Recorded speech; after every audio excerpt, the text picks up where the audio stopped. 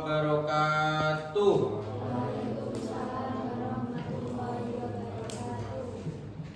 Bagaimana kabarnya teman-teman hari ini? Baik. Baik, kita akan belajar bahasa Indonesia. Kalau kalian sejak kecil belajar bahasa Indonesia itu sampai besar pun akan belajar bahasa Indonesia karena kita orang Indonesia, ya kan? Kalian tidak akan pernah bisa lari dari pelajaran bahasa Indonesia, ya. Dimanapun dan kapanpun, selama kalian belajar di Indonesia ya akan belajar selalu. Hari ini kita akan belajar tentang pementasan drama. Ya. Bagaimana nanti kalian bisa mengetahui ya berapa pementasan drama. Sebelum belajar, kita berdoa terlebih dahulu agar pelajaran hari ini berjalan dengan lancar ya, dari awal sampai akhir. Kita akan belajar selama 45 menit, 1 jam pelajaran ya. Kita akan mengupas tuntas tentang pementasan drama. Kita mulai berdoa Al-Fatihah.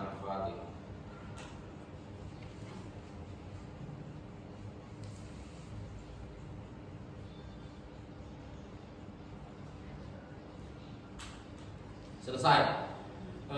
Saya akan membacakan dan menjelaskan tujuan kita belajar pementasan drama. Yang pertama, yakni memahami dan bisa mempraktekkan apa itu drama. Kemudian ciri-ciri drama. Kemudian nanti diharapkan kalian bisa membuat tugas kelompok berupa pementasan drama ya, yang akan nanti kita praktekkan di pertemuan selanjutnya. Nanti Pak Hasan akan membagi beberapa kelompok. Nanti sebelumnya kita coba mengingat kembali pelajaran kemarin ya, kaitannya dengan sebelum drama kita belajar tentang apa? Puisi ya, puisi. Ada yang tahu yang namanya puisi itu apa? Wafi, puisi itu apa Wafi? Kamu pernah baca puisi? Pernah. Kira-kira puisi itu bentuknya bersajak-sajak, betul? Betul nggak? Berbait, sajak. Ya. Terus kamu tahu yang namanya perwajahan puisi itu apa? Ada yang tahu? Apa war? Tipografi. Nah, berarti masih ingat ya pelajaran kemarin. Itu termasuk apa? Unsur intrinsik puisi. Nah, sekarang kita belajar tentang pementasan drama. Ada yang pernah nonton drama? Pernah? Apa Nanda? Di mana? Di TV atau di langsung? Di TV. Kira-kira kalau kamu nonton drama ya, di dalam drama itu adakah pemeran dramanya? Ada. Pasti ada ya kan? Pasti ada. Adakah percakapan antara pemeran drama? Ada, pasti ada ya kan? Yang namanya drama itu kan karya sastra ya kan? Karya sastra. Karya sastra kemarin saya sudah menjelaskan ada berapa? 3. Yang pertama apa? Apa? Karya sastra itu ada 3. Yang pertama apa? Puisi. Yang kedua apa? Prosa. Yang ketiga drama. Nah, kita ini akan belajar tentang drama. Drama nanti akan ada beberapa dialog ya antar pemeran tokoh ya. Kemudian akan nanti ada yang jadi prolog ya. Nah, kemudian akan ada epilog di akhir. Tetapi di dalam drama ini ya nanti ada beberapa unsur intrinsik ya. Seperti kalian belajar puisi. Nah, kalau puisi itu ada unsur intrinsik, itu unsur yang ada di dalam tubuh puisi. Kalau drama ya yang ada di dalam tubuh drama. Yang pertama yaitu harus ada tema. Ya, tema itu ide pokok atau gagasan utama ya. Di mana tema kita tentukan ya, drama kita akan mementaskan drama tentang apa ya kan? Berarti kita harus menentukan. Karena apa? Kalau kalian sudah menemukan ide pokoknya, ini akan menjadi dasar jalan cerita kalian di dalam drama itu akan berjalan seperti apa, ya kan? Kemudian yang kedua yaitu ada alur ya. Nah, alur itu apa, Nanda? Kamu tahu alur? Alur itu jalannya rangkaian cerita ya, alurnya seperti apa nanti ketika kalian mementaskan drama ya. Misalkan saya, terus misalkan Mbak Vi, Pak, dia jadi seorang yang galak. Nah, itu bagaimana dia ya kan? Kemudian biasanya ya ada beberapa alur strukturnya. Yang pertama yaitu kalian bisa lihat di LKS kalian ya. Orientasi yaitu pengenalan. Orientasi itu pengenalan. Kemudian ada komplikasi. Nah, komplikasi itu bagaimana kejadian-kejadian yang terjadi di dalam drama nantinya ya. Kemudian ada evaluasi.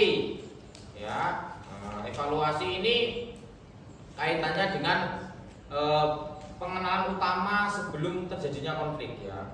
Nah, kemudian ada resolusi ya. Resolusi ini penyelesaian konflik. Kemudian ada koda. Koda itu kaitannya dengan bagaimana kesimpulan dari kegiatan pementasan drama. Berarti ada apa? Yang pertama orientasi, kemudian komplikasi, kemudian apa? Evaluasi, resolusi, koda, ya kan? Sama ketika kalian membaca misalkan di novel atau cerpen ya, sering kalian menemukan konflik. Hanya saja ketika kalian membaca novel kan kalian membaca buku seolah-olah kalian melakukan. Tetapi kalau drama berarti kalian benar-benar mempraktekkan ya kan. Ini loh rasanya seperti ini ya. Nah, kemudian yang selanjutnya ada penokohan. Nah, penokohan itu ada tokohnya. Misalkan kok ada tokoh antagonis, ya, protagonis, bagaimana dia jadi orang yang jahat, jadi orang yang baik, kemudian jadi orang yang penengah. Atau dia hanya muncul sesekali saja ketika kegiatan drama ya. Kemudian ada latar ya. Kalian akan menentukan tempatnya di mana ingin melaksanakan pementasan drama. Kemudian waktunya kapan sih ya kan? Kemudian suasananya bagaimana? Apakah menyeramkan ataukah menyedihkan ataukah gembira ya kan? Kemudian ada amanat. Amanat ini sangat penting sekali di dalam karya sastra drama ya. Karya sastra drama ya, amanatnya ini akan menjadi didikan kita ya, pesan yang baik yang bisa kita terapkan sebagai pesan didik yang baik. Kemudian yang selanjutnya yaitu unsur ekstrinsik. Tadi kan unsur intrinsik ya, mulai dari yang pertama tema, kemudian apa? Alur, kemudian penokohan, kemudian apa? Latar, kemudian amanat. Nah, kemudian yang selanjutnya yaitu unsur ekstrinsik, yaitu unsur yang ada di luar dari drama ya. Nah, unsur ekstrinsik gunanya untuk apa sih, Pak Hasan? Ya, gunanya untuk sebagai pendukung ya, pendukung. Tentu kalian tidak akan sukses di dalam pementasan drama ketika tidak ada misalkan tidak ada sutradaranya ya kan, tidak ada yang layouting ya kan, tidak ada yang bagian pencahayaan ya, tim kreatif misalkan kok yang perempuan ada tim yang penata rias ya kan, kemudian ada yang dekor ya. Ini akan menjadi mudah ketika kita melaksanakan pementasan drama ya. Begitu, paham yang laki-laki? Kemudian selanjutnya yaitu unsur ekstrinsik, salah satunya juga ada ya. Nilai-nilai ya, misalkan ada nilai ekonomi ya kan, Bagaimana situasi politik, ya, sosial budaya, tingkat pendidikan, akses terhadap masyarakat. Biasanya di dalam drama ini ada pemain krunya, ya, punya bagaimana penontonnya, akan ditonton berapa orang, biasanya ditampilkan dibuat pamflet gitu, ya, akan ada pementasan drama dari sekolah mana, ya kan. Begitu, berarti ada berapa unsur dari drama? Ada dua, unsur intrinsik dan ekstrinsik. Kemudian saya akan memberikan tugas mandiri berupa tugas kelompok, ya. Nanti kalian membuat sebuah drama, ya, drama. Nanti saya akan membagi menjadi dua kelompok. Yang laki-laki silakan membuat drama yang sesuai dengan era-era zaman sekarang, yang agak keren. Kemudian yang perempuan juga. Nanti tugasnya ini nanti tidak sekarang, ya. Saya jadikan dua kelompok. Yang laki-laki ini ada berapa? Laki-laki total berapa? 6. Bagaimana kalian membuat drama ini tokohnya 6 dan semuanya ikut andil? Entah itu ada jadi tokoh utama atau mungkin dia hanya sampingan, hanya sesekali muncul. Kemudian yang perempuan ada berapa? Ada 10, ya. Ada 10, berarti ini lumayan banyak, ya, tetapi bisa lah. Mungkin ada misalkan membuat drama tentang copet. Copet itu apa? Maling. Boleh, ya. Atau mungkin nyari kalian cari di internet, kemudian kalian ubah, ya, atau kalian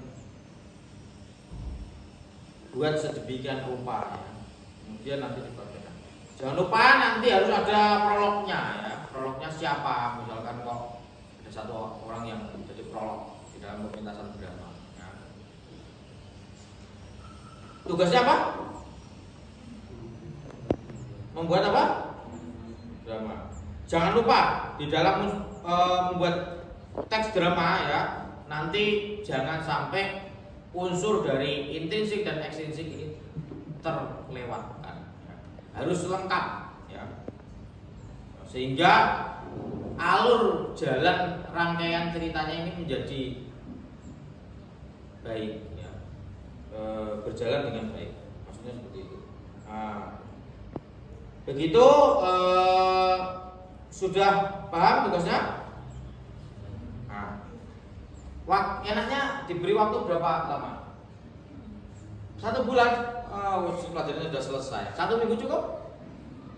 Atau 2 minggu? 1 minggu, ya. Ini kan sebentar lagi mau semesteran. Minggu depan kita praktekkan, ya.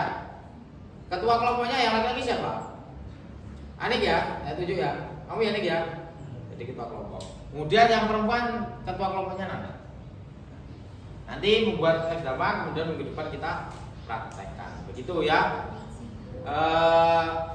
Karena jamnya sudah selesai, ya. Saya ingin menyimpulkan, ya. Yang namanya karya sastra drama ini berupa pementasan, di mana di dalam drama ini selalu ada dialog antar tokoh, ya. Selalu ada dialog antar tokoh. Jadi dialognya nyambung sehingga bagi penonton ini senang mendengarnya, melihatnya. Kemudian di dalam drama ada beberapa unsur, ya. Yang pertama unsur intrinsik, kemudian ekstrinsik. Tadi sudah saya jelaskan. Ada tema, kemudian ada alur, ada penokohan, ada latar, ya kan, ada amanat. Kemudian unsur ekstrinsik ada nilai-nilai, ya. Sudut misalkan latar belakang sudut pandang orang yang membuat itu seperti apa. Kemudian ada kru, pemain atau sutradara ataupun yang tim kreatif yang mensukseskan acara dari pementasan drama. Sampai sini ada yang ingin bertanya? Ada yang ingin bertanya? Tidak ada? Tidak. Berarti sudah paham kalau nggak pernah bertanya.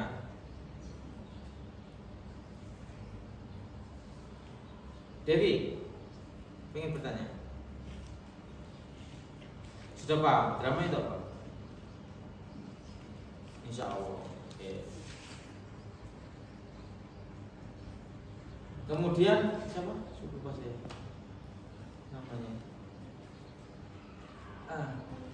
Alvina. Vin, coba kamu tanya ke Pak Hasan. Bebas tentang drama. Oke. Nanti saya jawab. Apa?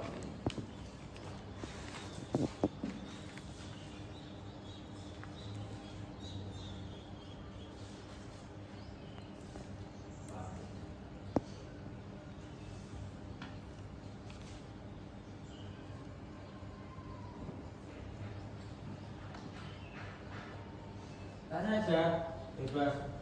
Pak, kalau itu apa? Atau Pak Filan itu apa? Boleh.